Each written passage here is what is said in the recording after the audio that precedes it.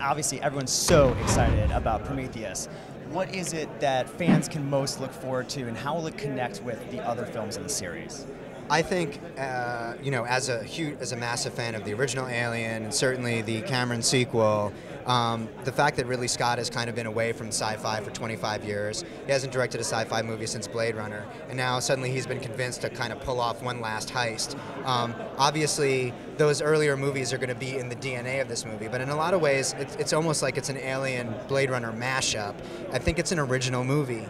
There will certainly be things for the fans of the originals like myself to look at and say, oh my God, I recognize that. But as opposed to everything that happens in Prometheus is leading up to a movie that we've already seen, it's much more exciting for there to march to the beat of its own proverbial drummer. And I think if there were a sequel to Prometheus, it would not be Alien. It would be its own movie entirely, because it goes off in an entirely different direction. Has Ridley been involved with the script and sort of helping you, or?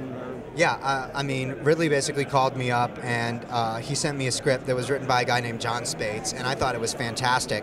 But it was a straight up Alien prequel, and I think that's what John had been asked to write. Ridley wanted to start moving the movie into more original territory, and so I literally sat across the table from Ridley Scott and had a number of conversations with him over the course of 3 weeks, and I kept kind of looking up and going like, Ridley Scott is talking to me. I'm going to write a movie for Ridley Scott. And he was very hands-on, because the way that he thinks about directing movies is enormously visual.